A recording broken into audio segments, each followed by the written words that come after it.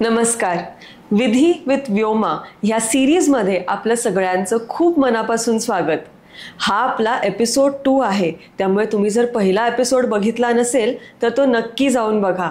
या सिरीजच्या माध्यमातून आपण ॲडव्होकेट व्योमा देशपांडेंशी वेगवेगळ्या विषयांवरती गप्पा मारणार आहोत, जेणे की जनजागृती वाढेल. आपला विषय सध्याचा चालला आहे डिवोर्स बद्दलचा. ॲडव्होकेट व्योमा देशपांडेंचं इंट्रोडक्शन द्यायचं झालं तर त्या 2008 सालपासून लॉची प्रॅक्टिस करत आहेत.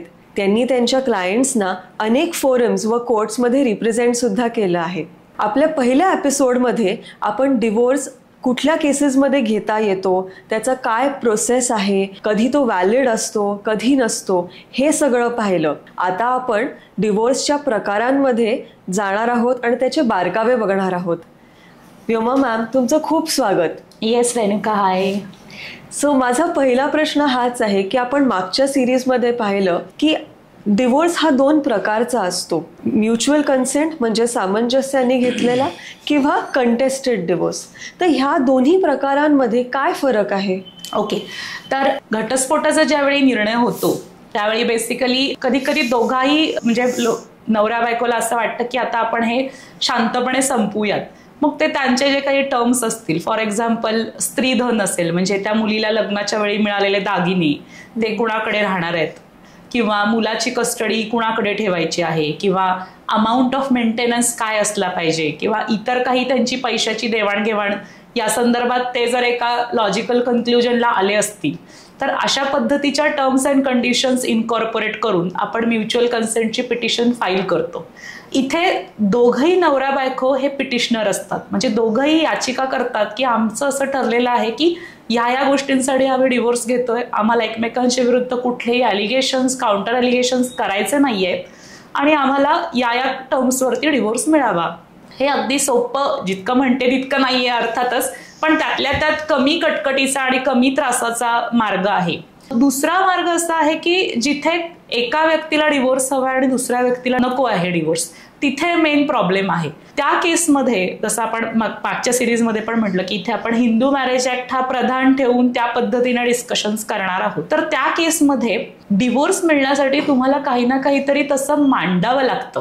एक गोष्ट इथे मी परत रिपीट करेन की family courts are not there to dissolve the marriage. Family courts are there to reconcile the differences between the parties.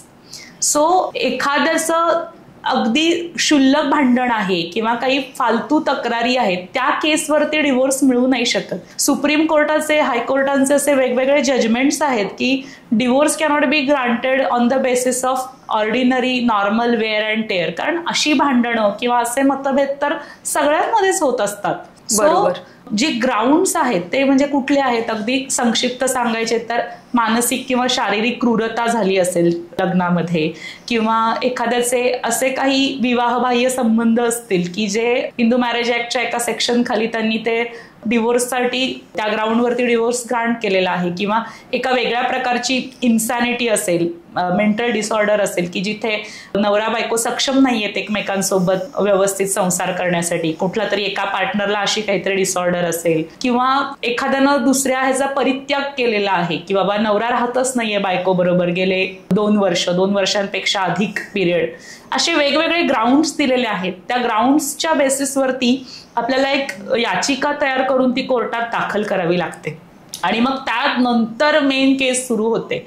मग त्याच्यानंतर विरुद्ध पक्षाला बोलवलं जातं, त्याचं म्हणणं घेतलं जातं, मग पुरावा, मग त्याच्यानंतर युक्तिवाद आणि मग निकाल, अशी ढोबळमानाने अशी प्रोसिजर आहे कंटेस्टेड डिवोर्सची. ओके, म्हणजे तुमच्या म्हणण्याप्रमाणे हे तर लक्षात आलं की म्युच्युअल कन्सेंट डिवोर्स हा साधारण त्या मनाने लवकर होत असावा. करेक्ट. कंटेस्टेडला बऱ्यापैकी वेळ लागत असेल.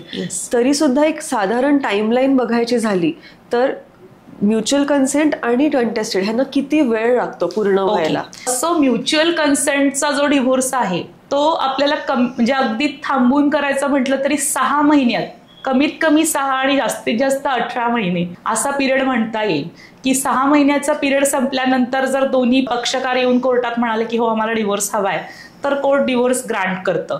सो अगदी कमीत कमी तरी 6 महिन्यात म्युच्युअल कन्सेंटमध्ये डिव्होर्स मिळू शकतो. कंटेस्टेड केसेसमध्ये यू कॅन नेव्हर से की what will be the timeline, कारण असं आहे की खालच्या कोर्टानं निकाल दिला तर त्याची वरच्या कोर्टात अपील आहे, अशी अपील ही सुप्रीम कोर्टापर्यंत आहे. So one can never actually decide and predict की किती काळ लागू शकतो कंटेस्टेड केसमध्ये डिव्होर्स मिळायला. म्हणजे आता असं आपण म्हणू शकतो की डिव्होर्स म्हटलं की किमान 1.5 वर्ष मिनिमम असं आपण एक ढोबळ धरू शकतो ह्याला. ऍक्च्युली खरं सांगू का, तर म्युच्युअल कन्सेंटची आपण इथे थोडीशी मी अगदी संक्षिप्त प्रोसिजर सांगते काय असते. तर त्याच्यामध्ये सगळ्यात महत्वाचं, जसं आपण मागच्या सिरीजमध्ये पण पाहिलं, की लग्नाला 1 वर्ष होणं कंपल्सरी आहे. ओके, त्याच्याशिवाय आधी पिटिशन दाखलच करता येत नाही. म्युच्युअल कन्सेंटसाठी केस दाखल करताना तुम्ही 1 वर्ष विभक्त राहणं गरजेचं आहे. ओके, त्याच्यानंतर तुम्ही जॉईंट पिटिशन दाखल करू शकता. ती पिटिशन दाखल केल्यापासून 6 महिन्याचा कूलिंग पिरियड असतो. आता हा कूलिंग पिरियड कशासाठी असतो, तर ह्या पिरियडमध्ये तरी पार्टीजनी परत रिथिंक करावं की त्यांना खरंच एकमेकांच्या सोबत राहायचं आहे का. आणि आफ्टर 6 मंथ्स जर दोघांनी येऊन परत सांगितलं की नाही आम्हाला नाहीच राहायचंय, तर मग देन इट बिकम्स फायनल. मग court will pass the order of divorce on mutual consent. Okay, so ह्या दोन्ही प्रोसेसेसमध्ये टाइम इन्व्हॉल्व तर आपल्या लक्षात आलाच, पण खर्चाचं काय, त्याच्यात काही फरक पडतो का? नक्कीच खर्चात फरक पडतोच. जर तुम्ही वकिलांची मदत घेत असाल तर वकिलांची जी काही फी असेल, आता याच्यामध्ये थोडंसं एक्सपर्ट किंवा एक्सपिरियन्सच्या बेसिसवरती बऱ्याचदा वकिलांची फी पण बदलत जाते. आणि म्युच्युअल कन्सेंटमध्ये रिलेटिव्हली कमी वेळ आणि कमी श्रम लागत असल्यामुळे त्याचे रिलेटिव्हली कमी फी असू शकते. कंटेस्टेड केसेसमध्ये पूर्ण पुरावा घ्यायचा असतो, उलट तपास असतो, आर्ग्युमेंट्स असतात, जिथे आपल्याला आपला पक्षकार कसा योग्य आहे किंवा त्याची बाजू कोर्टासमोर मांडायची असते. सो त्या केसमध्ये नक्कीच मला वाटतं की वकिलांची फी ही थोडीशी अधिक असते. ओके, सो दोन्हीमध्ये आपल्याला खर्च हा असणारच आहे, अगदी कुठल्याही केसला असणारच आहे. मी एक खूपच फॅसिनेटिंग गोष्ट ऐकली की म्युच्युअल कन्सेंटनी जर डिव्होर्स घ्यायचा असेल तर तो 1 दिवसात मिळतो. तर हे अगदी असं आहे का? खूप छान प्रश्न विचारलास रेणुका. याचं मला नक्कीच उत्तर द्यायला आवडेल की माझ्याकडे बऱ्याचदा येतात लोक की असं आम्ही ऐकलं टीव्हीवर बातम्यांमध्ये की आता 1 दिवसात डिव्होर्स मिळू शकतो, पण त्याला काही कंडिशन्स आहेत. असं नाहीये की 1 दिवसात डिव्होर्स मिळू शकतो. हा 1 दिवसात डिव्होर्स मिळायचा पिरियड जो आहे तो कशावरती आहे की जो पिटिशन दाखल केल्यापासूनचा 6 महिन्यांचा कूलिंग ऑफचा पिरियड आहे तो वेव ऑफ होऊन मिळू शकतो का. तर आता सुप्रीम कोर्टाचं एक जजमेंट आलेलं आहे असं, अमरदीप सिंग वर्सेस हरमीत कौर म्हणून, ज्याच्यामध्ये असं म्हटलेलं आहे की जिथं खरोखरच असं दिसतंय की लग्न हे केवळ रेकॉर्ड पुरतं जिवंत आहे, खरंच अशी कंडिशन्स आहेत की जिथे फॉर नेम सेक ते मॅरेज जिवंत आहे, तर तशा काही एक्स्ट्राऑर्डिनरी सर्कमस्टन्सेस असतील तर कोर्ट कन्सिडर करतं. तर माझ्याकडे मध्ये एक केस आली होती की जिथे त्या दोन्ही पार्टीज 13 वर्ष वेगवेगळ्या राहत होत्या. त्यांनी डिव्होर्स घेतला नव्हता, पण मग 13 वर्षानंतर त्यांना असं वाटलं की नाही आता हे आपण पेंडिंग ठेवणं योग्य नाहीये. आणि मग त्यावेळी आम्ही असं ऍप्लिकेशन केलं आणि कोर्टानं ते लगेच मान्य पण केलं. पण याचा अर्थ असा नाहीये की अगदी नवीन लग्न झालंय तिथे लगेच आपण कूलिंग ऑफचा ऍप्लिकेशन केलं, म्हणजे वेव ऑफ करा हा पिरियड म्हणून अर्ज केला तर ते कोर्ट मान्यच करेल असं नाहीये. हे सगळे पॉवर्स जे आहेत ते कोर्टाकडे आहेत. कोर्टाला हा मुद्दा पटणं फार गरजेचं आहे की खरोखरच हे मॅरेज आता प्रॅक्टिकली डेड झालेलं आहे आणि आपण 6 महिन्याचा पिरियड वेव ऑफ करू शकतो, तरच तो डिव्होर्स होऊ शकतोय. म्हणजे जे बोली भाषेत म्हटलं जातं की 1 दिवसात डिव्होर्स मिळतो का. ओके, म्हणजे ह्या कंडिशन्सचं पूर्ण होणं हे खूपच महत्वाचं आहे, जेणेकरूनच तो अप्रूव्ह होऊ शकतो कोर्टाकडनं. T&C अप्लाय म्हणतात ना, तसंच आहे. एक्झॅक्टली. आणि जेव्हा आपण कंटेस्टेड डिव्होर्स म्हणतो की एकाला हवा आहे दुसऱ्याला नको आहे, त्याच्यात अर्थातच झालं की त्यांना एकमेकांशी एकत्र राहायचं नाहीये, मानसिकरित्या त्रास आहे, त्यांना त्रास द्यायचा सुद्धा असेल एकमेकांना. सो अशा केसमध्ये जेव्हा डिव्होर्सचं पेटिशन फाईल झालंय आणि तारखा कोर्ट देतंय की जिकडे आपल्याला उपस्थित राहायचंय आणि एक पार्टी येतच नाही, समोरच येत नाही, लिगल नोटीसला त्यांनी उत्तर दिलं नाहीये, तर अशा सिच्युएशनमध्ये डिव्होर्स पास होईल का?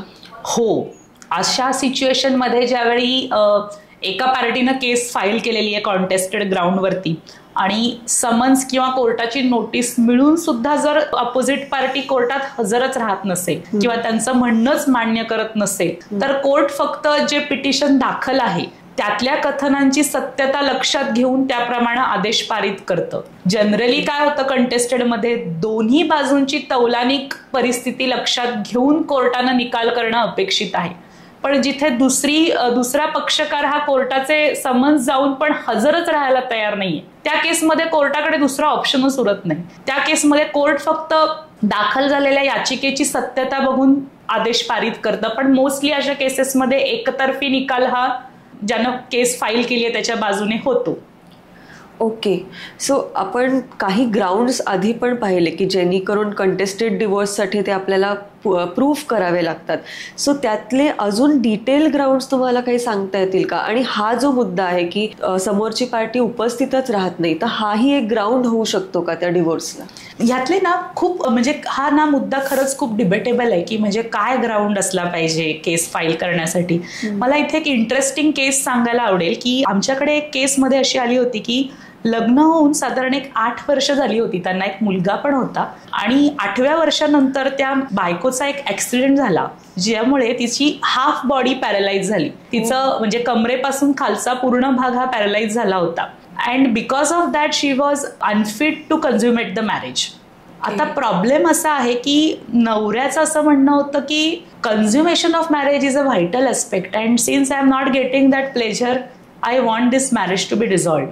पण फनी पार्ट असं आहे की there is no provision in Hindu marriage act which says that non consummation of a marriage is a ground for divorce. So ultimately आम्ही त्यांचं बरंच काउन्सिलिंग वगैरे करून ते फायनली म्युच्युअल कन्सेंटमध्ये कन्व्हर्ट केलं. पण कशाला नेमकं क्रुएल्टी म्हणावं हे परिस्थितीनुसार, त्यांचा दर्जा काय आहे समाजातला, से फॉर एक्झाम्पल एखाद्या 4th क्लासमधल्या लोकांचं स्टँडर्ड ऑफ लिव्हिंग किंवा त्यांच्यामध्ये समजली जाणारी क्रूरता आणि एका उच्च शिक्षित आणि ज्यांचा खूप समाजामध्ये एका चांगल्या पदावर जे कार्यरत आहेत त्यांच्यामध्ये समजली जाणारी क्रूरता, ह्याच्यामध्ये नक्कीच फरक पडत जातो. अगदी. सो त्या पद्धतीनं कोर्ट डिसाइड करतं की क्रुएल्टी आपण जे म्हणतो ती क्रुएल्टी सुद्धा प्रत्येक स्ट्रॅटाप्रमाणे बदलत जाते. सो असं काही त्याच्यामध्ये हार्ड अँड फास्ट असं या 4 गोष्टींना क्रुएल्टी म्हणतात किंवा ही 5वी गोष्ट क्रुएल्टी होऊ शकत नाही असं अजिबात नाहीये. सेम हाच भाग आपण बघायला मिळतो काही काही जजमेंट्समध्ये की जे मगाशी आपण म्हटलं की desertion is also one of the ground for divorce, की बाबा जिथे 2 वर्षापेक्षा अधिक काळ एखादा व्यक्ती आपल्या स्पाऊस बरोबर राहतच नाहीये, त्यामध्ये पण असे काही निकाल आलेले आहेत की एका छताखाली राहून पण जर एखादा स्पाऊस मॅरेज कन्झ्युमेट करत नसेल किंवा एका फॅमिली रिलेशनशिपमध्ये राहत नसेल तर that can also be termed as desertion. पण हे खूप म्हणजे एक्सेप्शनल केसेसमध्येच अशा पद्धतीचे निकाल पारित होतात. सो हे सगळ्या गोष्टी खूप सब्जेक्टिव्ह आहेत. आपण कोर्टासमोर पुरावा काय आणतो त्याच्यावरती बऱ्याच गोष्टी आधारित आहेत. आणि जसं आपण मागाशी म्हटलं की एका पार्टीला डिव्होर्स हवाय पण दुसऱ्या पार्टीला नको आहे डिव्होर्स, तर कायद्यामध्ये त्यांची पण प्रोव्हिजन केलेली आहे की ज्याला ते मॅरेज वाचवायचं आहे तो सुद्धा विवाह संबंध पुनर्स्थापित करण्यासाठी वेगळी केस करूच शकतो. हे बऱ्याच जणांना माहिती नाहीये. बरोबर. त्याला कायद्यामध्ये सेक्शन 9 खाली रेस्टिट्यूशन ऑफ कॉन्ज्युगल राईट्स की बाबा माझे विवाह संबंध पुनर्स्थापित करून द्या अशी याचिका दाखल करता येते. त्याचे मेरिट्स कितपत आहेत किंवा त्याची प्रॅक्टिकल व्हॅल्यू काय आहे हा थोडासा डिबेटेबल पार्ट राहील, पण कायद्याने अशी सुविधा करून दिलेली आहे.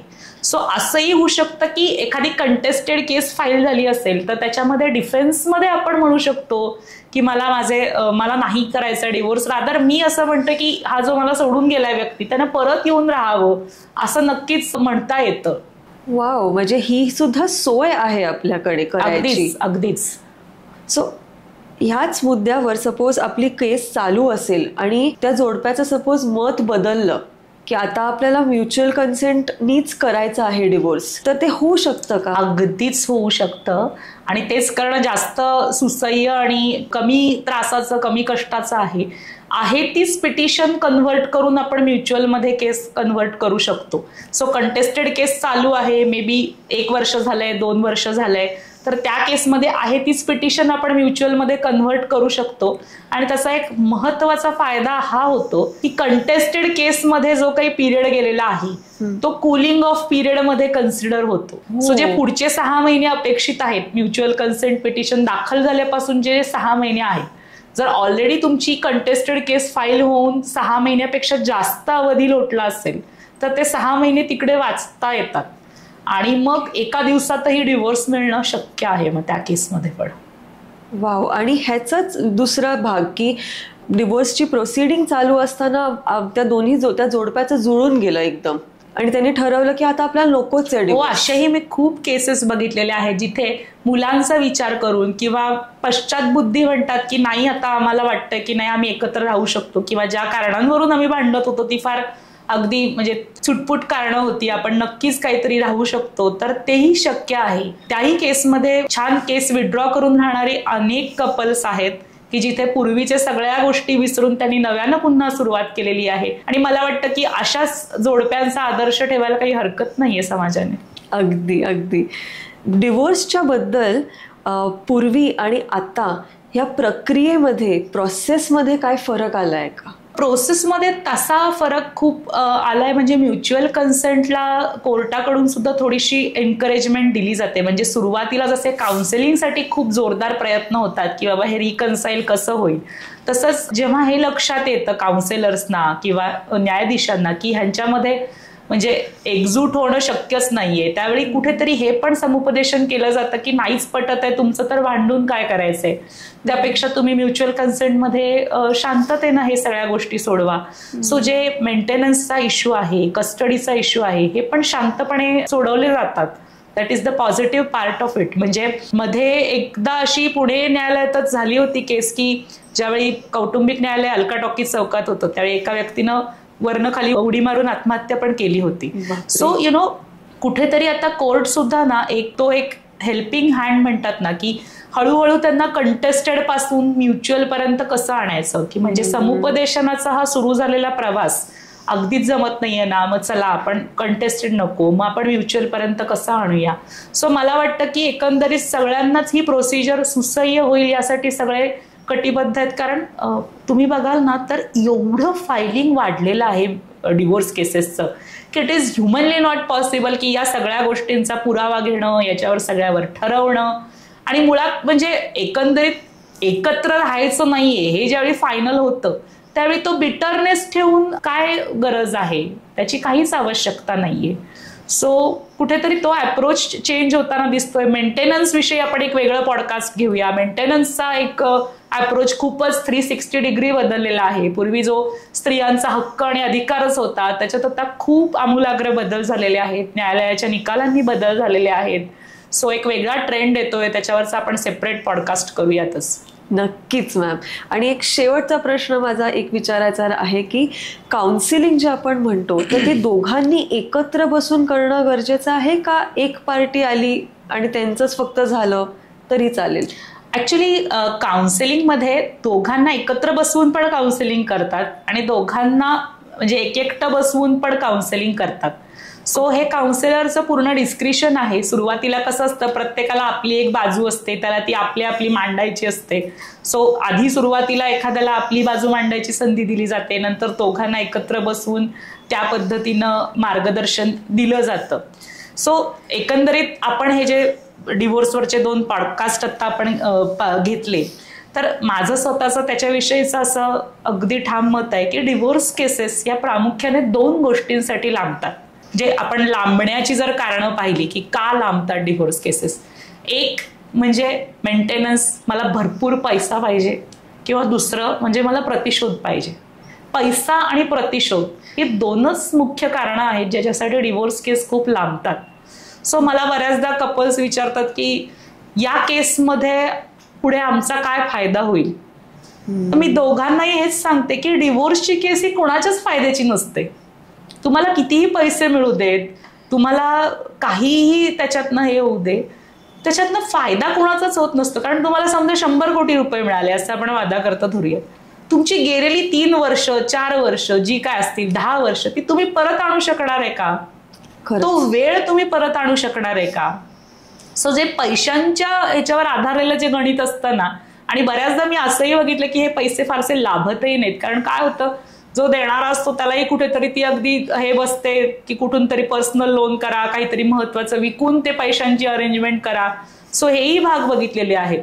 सो योग्य तो मेंटेनन्स स्त्रियांना मिळालाच पाहिजे, पण केवळ पैसा मिळावा म्हणून ती केस म्हणजे अवास्तव पैशांच्या अपेक्षेसाठी ती ताणवत राहणं हे चुकीचं आहे. दुसराच एक महत्वाचा ऍस्पेक्ट म्हणजे रिव्हेंज, की बाबा आता काही झालं तरी मी तर लग्न करणारच नाहीये, मी ह्याला पण लग्न करू देणार नाही किंवा मी हिला पण सोडणार नाही, हाही थोडाफार कुठेतरी अप्रोच असतो. आणि मला असं वाटतं की कुठेतरी आता आपण लेट गो करायला शिकलं पाहिजे, की ठीक आहे आपण एक निर्णय घेतला आयुष्यात, तो चुकला, नाही पटत आहे आता आपल्या एकमेकांसोबत, तर ते ग्रेसफुली हँडल करणं जमलं पाहिजे. आमच्याकडेच एक केस आहे जिथं त्या नवऱ्याने मला असं सांगितलं की मॅडम सुप्रीम कोर्टापर्यंत जायला लागलं तरी चालेल, पण ह्या केसमध्ये आपण अजिबात काही सेटलमेंट करायची नाहीये. म्हणजे हा अप्रोच का आहे आपला, म्हणजे की ठीक आहे, म्हणजे त्या व्यक्तीने एक स्वतःचा व्हॉट्सअप ग्रुप क्रिएट केलेला आहे, त्याच्यात तो अशा बऱ्याच शोषित सो कॉल्ड शोषित नवऱ्यांना काय काय मार्गदर्शनही करत असतो. म्हणजे is this really what we want from life,